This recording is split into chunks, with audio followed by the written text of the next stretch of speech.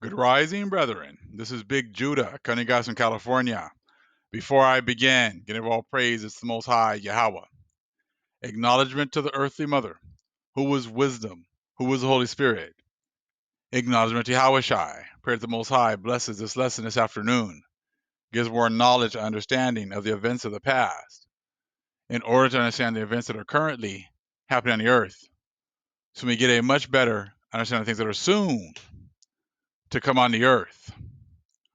And take a quick look here at something that just transpired over there in the bubble for the NBA. This guy Jonathan Isaac last week decided to be one of the players, of course, that did not take a knee at the beginning of the game. Now we need to look at things, on a much deeper level. We're not worried about supporting Black Lives or Black Lives Matter because we know that it's all about Hebrew lives. And Hebrew lives matter. Now, I think that the issue wasn't necessarily, well, he brought attention to himself by not taking the knee. But then what he did was he went off on some, when they asked him after the game why he did that, he went off on some rant. And it sounded, it didn't make any sense, but it was all going into about the whole gospel of Christ and Jesus Christ and people aren't perfect and seeming as if everybody should be forgiven, we're all equal and everything else. See, that's what the issue is right now. See, forever they've been able to just trot out the I believe in God, thank God for this, and thank God for being able to win this championship, and thank God for being able to give me the opportunity to play this sport, and all that time they were talking about white Jesus. See, white Jesus has left the building. Our power is here now. So now if you're going to bring attention to yourself, and then you're going to pretty much put yourself against the real Most High, the power of the Most High of the Hebrews, then you open yourself up for curses. You open yourself up for bad things to happen to you. So let's take a quick look here. Jonathan Isaac's protest could have been applauded if his explanation wasn't nonsense. And I'm not gonna skip. I'm not gonna read his whole thing. No big deal. He didn't take a knee. Whatever. As far as the whole Black Lives Matter, we know they're just still not giving us. They're still trying to use bywords to say who we are. They are not going to tell the truth about who we are as far as the Most High's chosen people unless the Most High puts pressure on them. See, good times Jesus only gives them good things. The Most High, the real Most High, does both. He gives you that. He gives you the blessings and the curses. If you guys already saw what happened to this guy, we're going to talk about that a little bit, but I want to here he is right here. He did not take a knee, which, hey, whatever, that's cool. Let me see. So if if one were to guess who will nestle his way into the crevices of a sanctioned protest, you'd have to go far down the line before selecting Isaac. And on paper, his reasoning would be hard to argue with if it weren't from the playbook of the disingenuous. It says, after all, who can argue against God? You can find many a churchgoer praying to their God every Sunday, shedding tears over the senseless loss of a loved one at the hands of the state. Perhaps Isaac should have consulted them before stepping out front. It says, I believe for myself, my life has been supported through the gospel, image of God. So we know he's talking about Jesus Christ, okay? All God's glory. We all do things we should do. We hate those we shouldn't, he said in a Zoom conference afterwards. This isn't necessarily a market correction for the NBA. It's embraced the idea of player activism, knowing how serious its constituency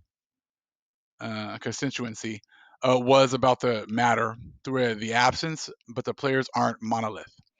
There will be some with differing beliefs, differing strategies, and those who downright don't feel the way of this particular block. Isaac just happened to walk through that door with his words, did so with support of his teammates, perhaps not the content, um, but the mere expression. So not the content, but the mere expression. The face mask hid his apparent nervousness in being questioned for his actions. Okay, actions he has a right to perform or not perform, given the freedoms and presumed liberties this country provides.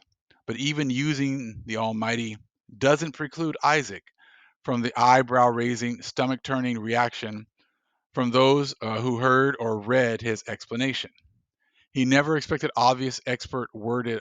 Actually, he never expected the obvious expert worded follow up from Bleacher Report Taylor Rooks, who asked what religion has to do with the task at hand.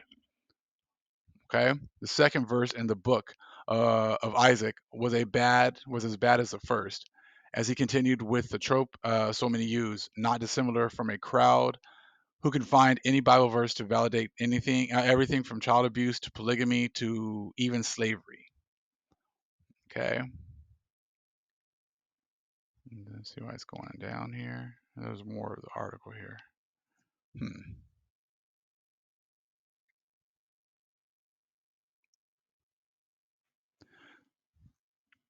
Let's see here.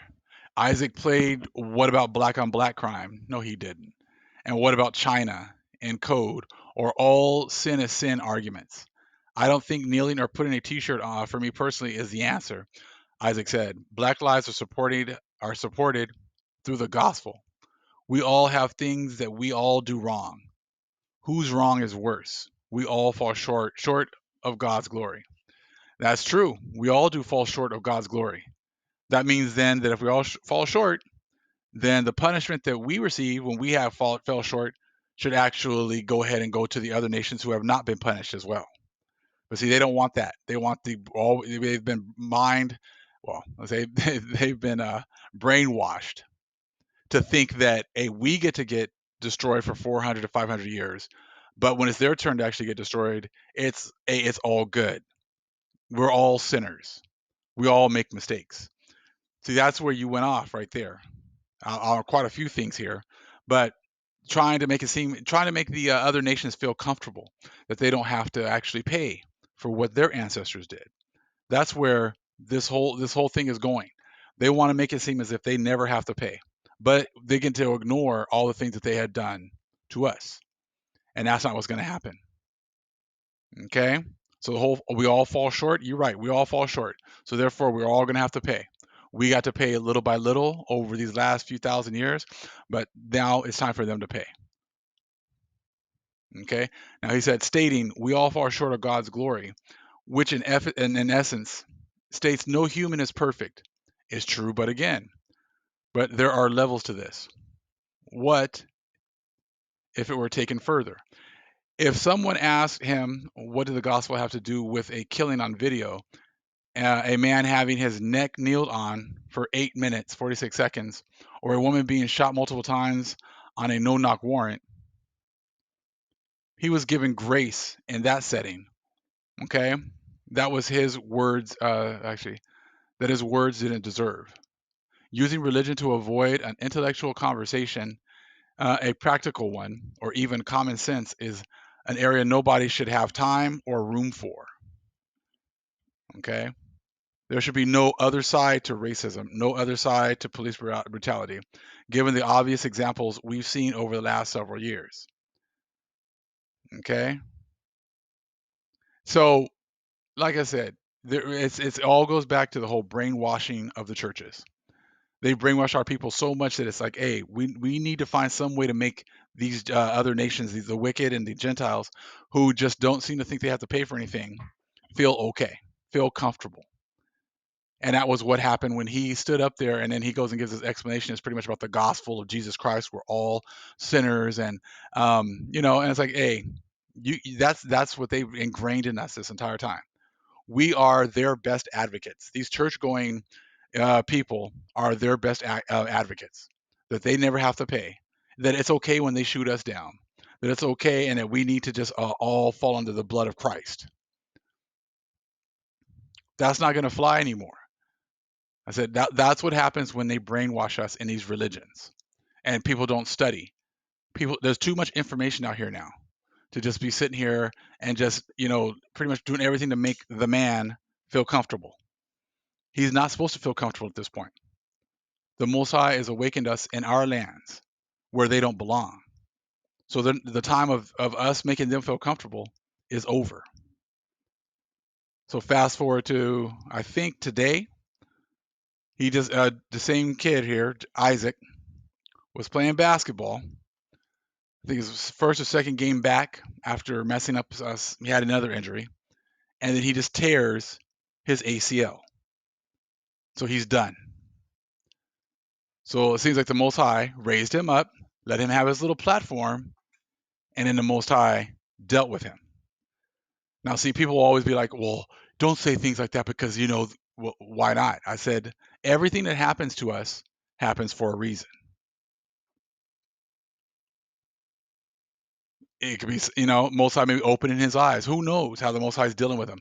But the fact that he just tore his ACL right out of the blue, and that's what I was even looking on ESPN, and they showed him tearing his ACL, and then they went back to what he did on the first game when he stood, and they're like, well, we're not making any connections or saying anything, but this is what he did on the first game. This is the Most High has been dealing with our people like this all the time. He's been, if we make it might not always happen right away like these things are happening, but it seems as if a lot of judgments are happening faster and faster. The Most High controls the right hand side and the left hand side. He gives you blessings and curses. He giveth and taketh away. And it seems that's exactly what happened right here. See, it would have been much better if you take a stand and then when they ask you questions and then you say things like, well, yes, I'm not black, but I'm a son of the Most High God. I'm not black. I had my identity taken away from me. I'm really one of the sons of the Most High. We are the Hebrew Israelites, and the Most High has awakened us in our lands. See, that's how you support the truth. Just saying, yeah, taking a T-shirt, taking a knee, that doesn't do anything. But the fact that he made a stand, but then his stand was he made a stand for white Jesus.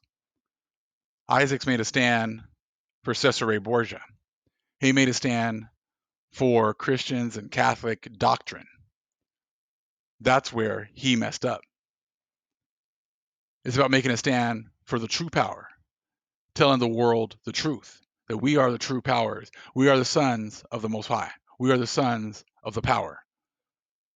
We are the sons of God. We are the sons and daughters.